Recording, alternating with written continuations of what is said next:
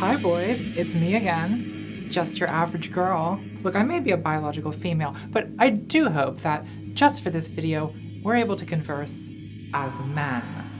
I want you to think back to 2016, which I know in internet years is like halfway between now and the decline of Rome. Do you like history, boys? How did Rome fall again? Was it the gays? Tell me all about it. Back in 2016, the big internet culture war was between feminists on one side and men's rights activists on the other. Whatever happened to that?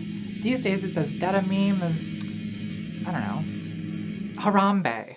I did want to do the fedora though. Every YouTuber who's ever covered the men's rights movement has done the fedora, and I wanted to put my own little twist on it. My wardrobe notes for this video say, MRA femme fatale and fedora but make it fashion. School shooter realness. I feel like I'm also serving a little, red-pilled Carmen Sandiego. In this video, I want to ask, in all seriousness, what are we going to do about men? Because, no offense, but as a group, you guys kind of seem like you're not doing okay. Could a group of people who are purchasing uncooked alpha yogurt possibly be subsisting in a state of psychological balance? Fellas, are regular bowel movements gay? I guess, yeah, kind of. You don't see a whole lot of psyllium husk in heterosexual medicine cabinets. I'm losing my target audience here. Listen, my dudes, let's just say I'm kind of worried about you guys. And I'm not saying I'm any better. To be clear, I'm not okay either. There's like 15 jars of urine in my refrigerator right now. Yeah, that's right. Women pee too, okay? Get over it. I'm so sorry if this offends your male notions of feminine delicacy, but I, for one, will not be shamed by your patriarchal bullshit. You boys, you're very rational, aren't you? Ugh, I suppose I was too. I admit that these days, rationality, it's something I struggle with, both as a biological female and as a Pisces moon. But when I decided I wanted to make a video for men, ContraPoints, I started brushing up on my reasoning skills because I want to be so fucking rational for you. So to prepare for this video, I read Newton's Principia Mathematica, Wittgenstein's Tractatus Logico-Philosophicus, and of course, the philosophical classic, The Rational Male by Royo Caliente. So my mind is well lubricated, and I'm ready for what I have no doubt will be a penetrating, intellectual interchange. Look, I want to play by your rules, okay? So there will be no emotions in this video. I will present my arguments in strict logical form, relying only on facts, reason, evidence, and deductive proof.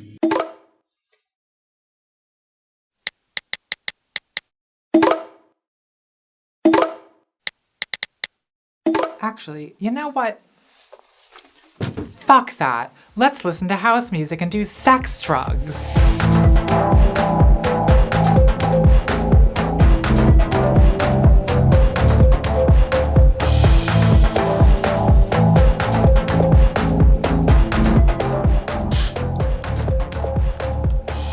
Pandering to the male gaze. Oh, and the male straights. God, I love attention. Hey, gorge. Hey, gorge. Hey, gorge. Okay, I'm ready. Let's crack open a cold one, boys. My hands are too pretty to open the can. I need a man to do it for me. Help! Fuck it. Woo. Okay, that's super fucking pretty. Hey, gorge. Hey, gorge. If there are any women still watching this video, I'm really sorry about all this, unless you're into that sort of thing. In which case, how very dare. I'm a good Presbyterian. And by Presbyterian, I do mean pansexual. Hey, how are y'all? Look, the video's about men, so I'm trying to be attractive to men. Am I doing this right? Is this what men like? Traps. It is a risky look for a girl like me. When you do a lingerie look, you know you're gonna wind up somewhere on the Frankenfurter Violet Chachki Dita Von Teese spectrum. Oh, but you don't know where exactly, and that is a dangerous game, ladies. I have to say though, I actually am feeling pretty fucking empowered right now, but that could be because of the drugs. Look, gentlemen, let's be rational. No more fooling around, okay? Part 1. Oh wait, rational. Axiom 1, America's next top victim. I think there is some truth to the idea that we live in a victimhood culture. And I'm not just talking about campus SJWs with their microaggressions. No, bitch, this goes all the way to the top. We have white people complaining about reverse racism. We have the literal 1% complaining about anti-rich prejudice. That must be super fucking hard for you. We have the heterosexual agenda organizing straight pride parades, flaunting their sexuality in the faces of children who are trying to raise a family and protesting in the street like a bunch of And so, of course, because there was women's rights, there has to be men's rights too. I've been hearing about men's rights for my whole adult life, and I've always been very skeptical, because in my experience, online men's rights activism in practice always looks like this. Women try to do a good thing to solve a real problem, and then a man shows up to say, well, what about men? Men also get harassed. Why aren't you talking about men? And is this man actually involved in activism to stop harassment against men? Of course he's fucking not. He doesn't give a shit. He's a troll. His contribution to the conversation begins and ends with what about men? What about them, honey? For this video, I decided to actually do some research for once, and the first thing I did was read the foundational text of the modern men's rights movement, which is The Myth of Male Power by Warren Farrell. Actually, I listened to the audiobook because, let's be honest, reading is hard. But as I was listening, I admit I thought it made more sense than I was expecting it to. Basically, Farrell says that second-wave feminists rightly fought against the traditional gender role that confined women to domestic servitude. But he argues that the feminist idea that men have all the power in society is actually an illusion, because the traditional gender role for men is just as oppressive. He introduces the idea of male disposability, basically the idea that society values female lives more than male lives, which are seen as expendable in the service of protecting and providing for women and children. And he points to statistics showing that men make up the majority of military casualties, workplace fatalities, murder victims, suicides, and so on. So we're supposed to conclude that even though at first it looks like men have more power than women, in fact, the queens have a certain kind of privilege in being protected and provided for by the expendable male worker bees. And I guess that kind of makes sense. I feel like I can at least empathize with the point of view. What I'm saying is, I took the red pill and I rubbed it on my clut. But some initial objections come to mind. Like, haven't men been almost all of the kings, presidents, and CEOs for millennia? Didn't men make up all these rules in the first place? I don't know, boys. Still seems kind of patriarchal to me. But maybe you'll say that it's only at the top of society that men have more power than women. Maybe the average man is also oppressed by the system that feminists call patriarchy. If that's what you're saying, I think I basically agree with that. See, what you have to understand about me is I am such a fucking Libra. Whenever there's a conflict, my gut reaction is to be like, well, maybe everybody's right, and maybe there's good points on both sides, and we should all just listen to each other and rub each other's cluts. But no, my Scorpio rising persona will not allow that. Oh, there will be a champion. There will be blood. So, judges, how do we decide which gender is America's next top victim? I mean, it's not like you can just change genders and see how the other half lives. Or can you? Proposition 2. Diary of an X-Man. Dear Diary, with every false smile I conceal that on the inside I'm drowning in darkness. Mom! Get out of my room! You're ruining my life! Look, I've never ever talked about this on my channel before, so this is like a super fucking vulnerable moment for me, but I was born a boy. Well, was I ever really a boy? It's hard to say. Dear Diary, growing up, I always knew that I was different from other kids, especially other boys, and it took me so long to pinpoint what it was, but there was this moment. I must have been, 7, 8 years old? And I was playing in my parents' room all by myself, and I saw this pair of my mom's shoes lying on the floor. And I don't know what it was. It was like this magnetism that drew me to them. And I put my little feet in them and walked in front of the mirror, and I didn't really have the words yet to describe how I felt, but basically in that moment, I sensed that God had made a mistake, and I was destined to be a cross-dresser. That is super fucking coconuts. Anyway, then in my 20s, my life completely fell apart and I became a woman. Hey, how are you? I became one of the dolls. My plastic surgeon is an artist. Look, boys, the point I'm trying to make here is I used to live your lifestyle. I know what people like you get up to, and I think it's disgusting. I gotta say though, since I transitioned, my life has been super fucking great. Like, way better. Now, of course, a lot of that is not because women have it better than men, but because, hey, Gorge, I am literally transgendered. So before I transitioned, I was dying inside, you know? I was in the wrong body. And now, it's like I finally have the body I was meant to die inside of. But it's not just that. I do think that in some ways, since I started presenting as a woman, people actually do treat me better. I mean, they take my opinions less seriously, sure, but that's probably for the best.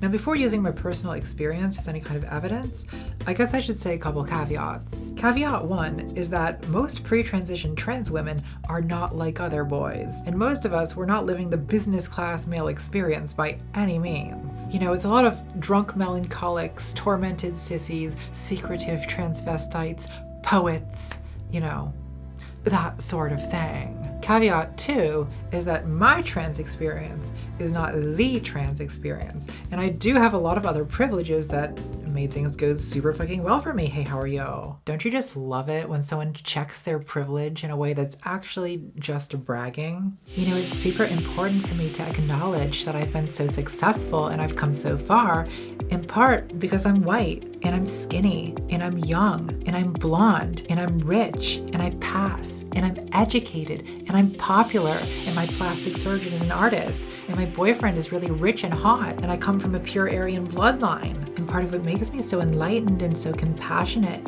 is that I'm able to recognize these privileges that I have that just might not be available to people who are less fortunate. From the bottom of my motherfucking and my father fucking heart, that must be super fucking hard for you. I can't even imagine. What I was saying is, there are ways that people treat me better now that I'm presenting as a woman. You know, people smile at me more. I feel more taken care of. Men do things for me. Now, a lot of women don't like men doing things for them, you know, holding doors, helping with luggage, because they feel that it's infantilizing or condescending. But not me. I love it, both because I love attention and because I'm a recumbent queen who's too much of a delicate flower to lift a finger. I do this thing on airplanes where when it's time for me to put my carry-on luggage in the overhead bin, I pretend that my bag is too heavy for me to lift, and then some man will usually get up and do it for me, even though I'm taller than most men. It makes me happy. Another good thing about becoming a woman is I integrated into female social groups, and I found that they provide a kind of communal support and overt affection that male social groups generally just don't. I find the female social style suits me better than the male one, which tends to be more atomized, more individualist, where affection is always concealed behind this semi-jokey front of competition. Like, think about the way boys talk to each other when they play video games. A third improvement for me has to do with the way men and women are treated in public space. When you present female in public, you're more likely to be treated as a spectacle to be commented upon. People, usually men, will just blurt out their opinions about you. Sometimes complimentary, sometimes insulting, sometimes just fucking weird. Whereas, when you present male in public, you're more likely to be treated either as invisible or as dangerous. Now, feminists have traditionally interpreted these differences as men asserting dominance over women in public space, and they've criticized catcalling as being objectifying, degrading, and misogynistic. And it certainly can be all of those things. But there's different kinds of catcalling, and I have different feelings about them. If I'm walking with another woman, and a man says, "Ladies, you look beautiful tonight," I don't know, I like that. I think that's nice. It makes me feel seen, it makes me feel admired, it boosts my confidence. Whereas, if I'm walking alone, and a drunk starts following me down the street, singing, "Have you seen a polythene Pam? She's so good looking, but she looks like a man," that I am less enthusiastic about. I mean, not that that's ever happened. I'm completely fucking unclockable, hey, how are you? No one knows what it's like to be a sad tran. I definitely get where feminists are coming from because street harassment sucks. I'm a lot more afraid walking alone at night than I used to be, and there's a lot more places I just won't go by myself. But on the other hand, I do now enjoy being able to walk down the street at night without other people acting afraid of me. I think a lot of feminists have failed to imagine the ways that being treated as invisible or dangerous can also kind of suck. In my video on incels, I talked about male invisibility on dating apps and how getting no attention at all can actually be emotionally worse than getting a lot of shitty attention. And when it comes to being treated as dangerous, when I was living as a man, sometimes if I was walking at night, a woman on the same block as me would change sides of the street. And I totally get why men do scary shit sometimes and it's better to be safe. But it still stung a little bit to be treated as dangerous by default. I think it can actually be harmful, which becomes clearer if we add race into the equation. There's ways that white women's fear can actually be dangerous, in particular to black men. I had an experience with this recently when I was filming my video The Apocalypse and I'd rented a room in a hotel casino. Around midnight I was carrying some camera equipment up to my room and I got into the elevator with a group of people from the casino floor. A couple floors up, everyone got out of the elevator except for me and a single black man. Well, I mean, he was alone. I don't know if he was single. That's not part of the story. And as soon as the door closed, he started literally whistling Row, Row, Row Your Boat, the official melody of performative innocence. And I realized, oh shit, he's afraid that I'm afraid. And I found that just excruciating. I was like, oh God, how do other white women behave in elevators? Do they like clutch their purses? Ugh, that's so fucking embarrassing. Nothing like that had ever happened to me when I was living as a man. It's not a thing between black men and white men. It's a thing between black men and white women. And so that dynamic was there not just because I'm white and he's black, but because I'm a woman and he's a man. And I thought of that incident again when I was listening to The Myth of Male Power, and Farrell says men's greatest weakness is their facade of strength, and women's greatest strength is their facade of weakness. I think there is some truth to the idea that women's perceived vulnerability can make them powerful, and men's perceived power can make them vulnerable. Now I hope you're taking all this with a grain of salt because these are just some little observations I've made based on a handful of anecdotes. And as rational males, it's important that we consider the facts, the stats, and the figures. Did you know that 46% of men are at least 2.8 times different than 73% of women? Look it up. I haven't. I guess my super fucking Libra opinion is that there's upsides and downsides to male and female experience. I don't actually think there's a single definite answer to the vague and useless question, which gender has it worse? I consider myself a feminist because I support reproductive rights and I oppose workplace misogyny, and I generally agree with a lot of the activism that happens under the heading of feminism. But I also think a lot of men are just having a super fucking difficult time right now, and that must be super fucking hard for them. Hey, how are you? And I don't think feminists have an obligation to care about male angst, but I care about you boys. God, I'm such a cool girl. I think the entire mid-Atlantic region is about to freeze over. No, I'm just a super fucking empathetic Pisces moon, and I really try to understand other people's pain because I just find it really, really funny. I'm also really, really sobering up here. The drugs have worn off, and I am suddenly feeling very naked. Like, it's just now occurring to me that this is a highly inappropriate outfit for this occasion. So I'm gonna go put on a robe and I'll meet you back for the next section. Postulate 3, the man question.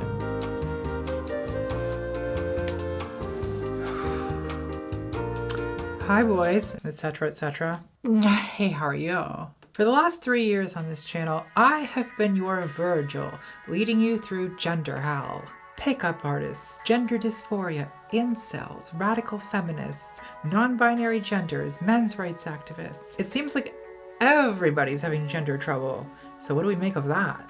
Well, Gorge, a very, very rational male philosopher named Hegel once said that the unfolding of history is a basically rational process, Gorge. That means that at any time in history, society is based on certain principles like, all men are created equal as long as they're super fucking rich and white. And there's always contradictions within those principles, which creates tension and eventually leads to a rupture, like a revolution, where society has to be reorganized according to new principles. At least I think he was saying something like that. It's pretty hard to make anything out through the fog of his unreadable, hyper-abstract man-jabbering. God, I can't stand that shit. Or any of the other music-hating volcells of the male philosophical tradition. My point is, I think our society has reached a place where gender as we know it just isn't working anymore. Now, no one seems to agree why it isn't working or how to fix it, but we do all agree that it's broken. We have mainstream feminists saying we need to continue advancing the rights of women. We have conservatives saying we need to restore the gender roles of the 1950s. We have an increasing number of people not identifying as men or women. We have TERFs who think that the transgenders are the single greatest threat to civilization. Hey, how are you? And we have men's rights activists saying we need a male equivalent to feminism to liberate men from their oppressive gender role. Now, I want to focus on that last one because in principle, I agree. I've spent a lot of the last 3 years covering the manosphere. I know, such a feminine topic, love that for me. And from all the time I've tortured myself wading through these communities of incels, pickup artists, men's rights slacktivists, intellectual dark web fanboys, and alt-right racists, I've noticed that they all have one thing in common, which is that they all recruit from the same massive pool of sad young men. We all know the archetype. He has trouble relating to women, he has no strong friendship group, he's not excited about any long-term goals, and he fills the void with video games and porn. And just to clarify, I'm not trying to take away your video games and porn, I'm not telling you what to do with your penis, you can rub one out to this video for all I care, just don't pull a Gamergate on me, okay? I live in fear. Look, I like to believe that until the red pillars inject their poison, most of these boys are not bad people. I think all of this originates in a genuine crisis of male identity, and I think it's happened in something like the way men's rights activists describe. The sacrificial role of men as warriors is no longer widely glorified or necessary. The traditional protector-provider role of men is being replaced by a more equal and undefined gender dynamic. And college professors and activists are telling men that most of our culture's aspirational representations of manhood are toxic and bad. But without an attractive replacement vision of aspirational manhood, average young men can only envision their future as what? The beta, the cuck, the new male. And in a post-left tube internet, we're so used to laughing at this vocabulary. And to be fair, it is very funny. But we forget, especially us grills, that for a lot of men, these words actually do tap into a deep existential angst. And a lot of leftists go, well, how can men be so angsty, especially white men? They're so privileged. But existential angst is often a disease of privilege. If you're actually being oppressed, you have a struggle, you have something to fight for, and therefore, a purpose. But for a lot of men, their lack of purpose puts them in search of a struggle. And that, along with the loneliness and the lack of a positive identity, is what makes men vulnerable to recruitment by the manosphere groups and by the alt-right. And even worse, it seems to be a motivating factor for the small but growing number of young men who decide to pick up a gun and open fire in a shopping center. There were 2 mass shootings during the weekend I was writing this video, resulting in 31 deaths. Both shooters were young white men, and one of them posted about the shooting on an alt-right image board. Now, I don't pretend to fully understand the motives of mass shooters, but I don't think it's a coincidence that basically all of them are men. One possible interpretation of the mass shooting epidemic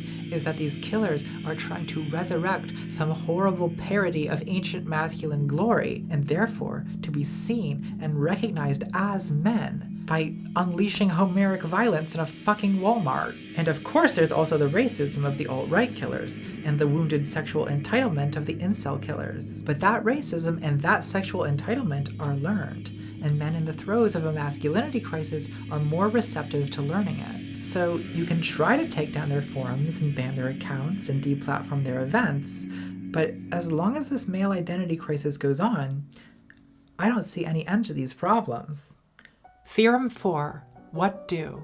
There is this media narrative that has emerged around me and around this channel. And by the way, the fact that there's any kind of media narrative about this channel is super fucking coconuts. Because let's be real, Gorge, I just wanted to pour milk on my face and talk about the mouthfeel. But there's this media narrative that my role in the discourse is de-radicalizing young alt-right men.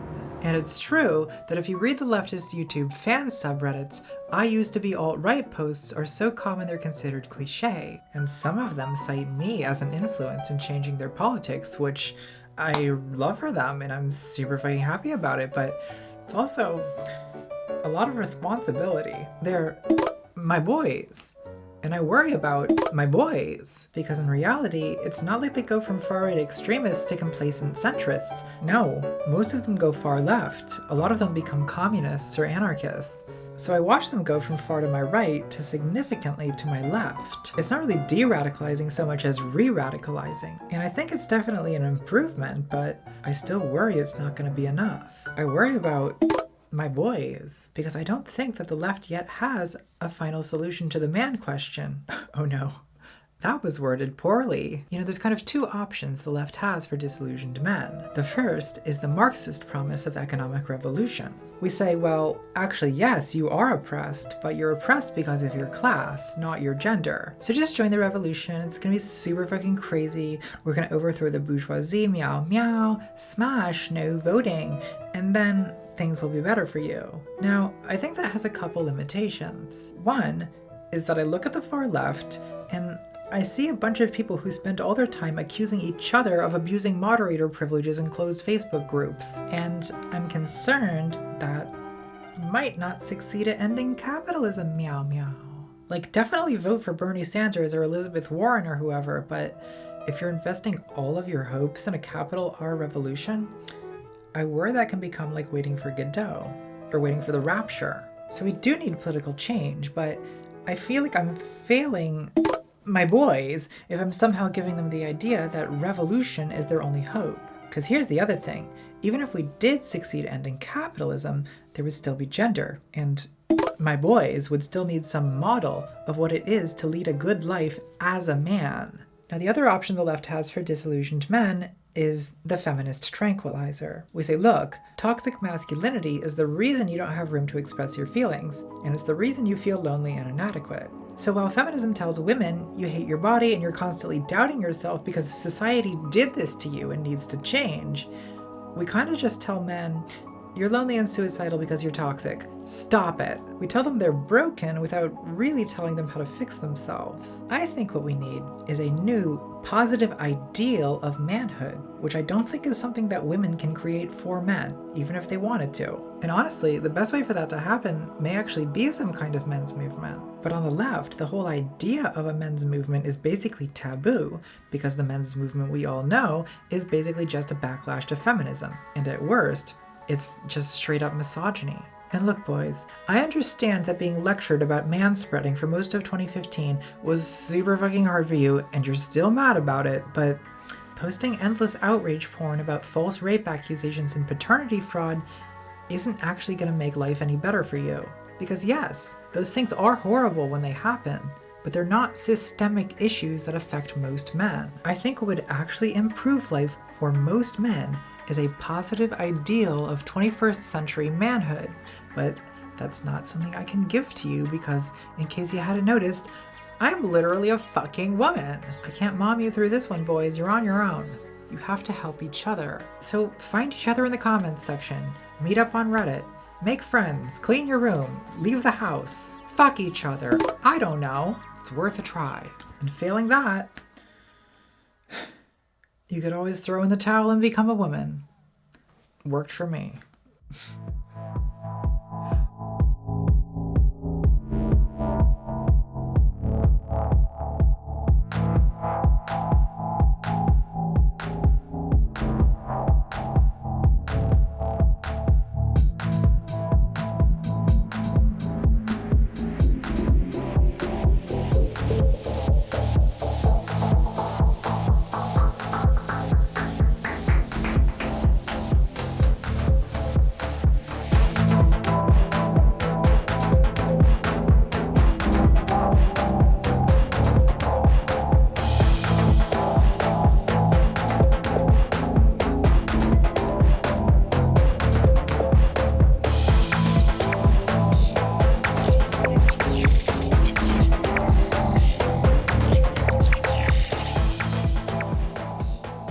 just trying to give like milady energy.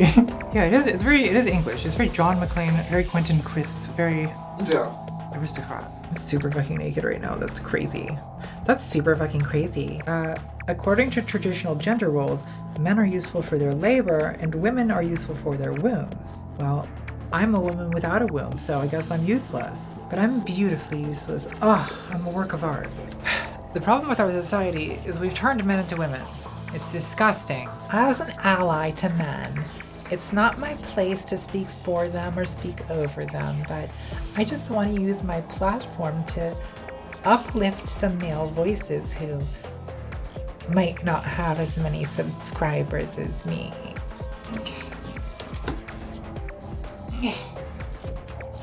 I'm not hypergamous. I don't need a rich husband. If I may quote Cher, I don't need a rich man. I am a rich man. It's not even really much of an insult being called a delusional man. Many great books have been written by delusional men. So bad. I'm bad. I'm really bad. Okay.